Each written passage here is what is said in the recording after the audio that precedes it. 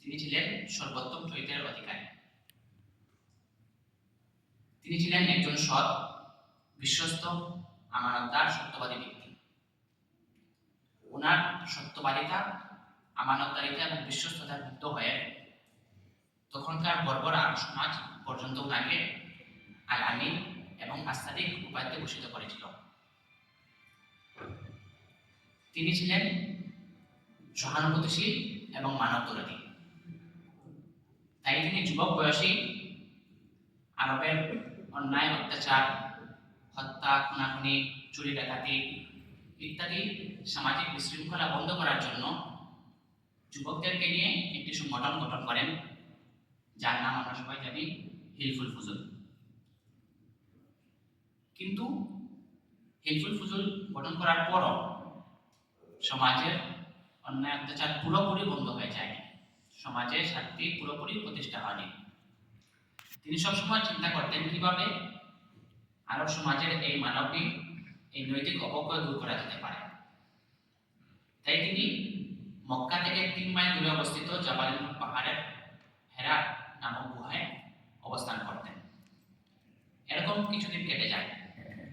অতঃপর যখন মহানবী সাল্লাল্লাহু আলাইহি ওয়াসাল্লামের বয়স 40 বছর, তখন একদিন হযরত জিবরাইল আলাইহিস সালাম আল্লাহ তাআলার পক্ষ থেকে আল্লাহ তাআলার নির্দেশে ওহী নিয়ে নাজিল হলেন। সেই রাতে সূরা আলাকের প্রথম 5 আয়াত নাজিল হয়। এই ঘটনা আমরা সবাই শুনেছি।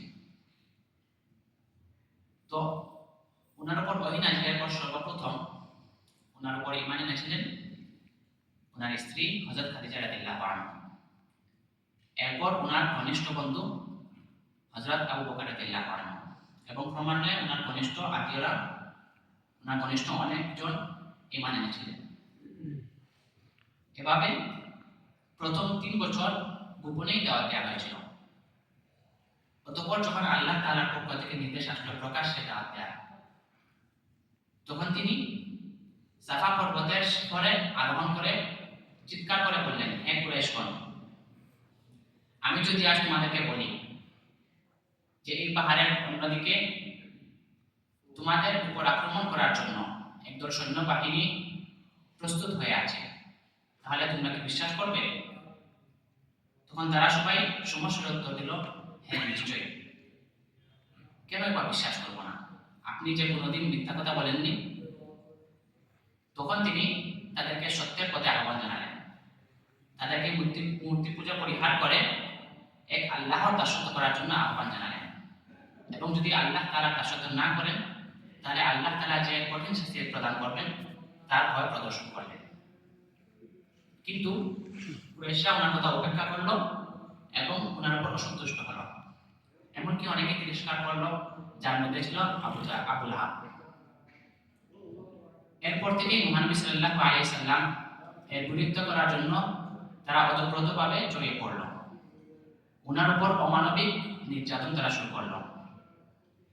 যখন মহানবী সাল্লাল্লাহু আলাইহি সাল্লাম নামাজে সিজদায় যেতেন, তখন তারা ওনার উপর উট, ভেড়া এগুলোর নাড়ি ভরিয়ে এনে ফেলে দিত।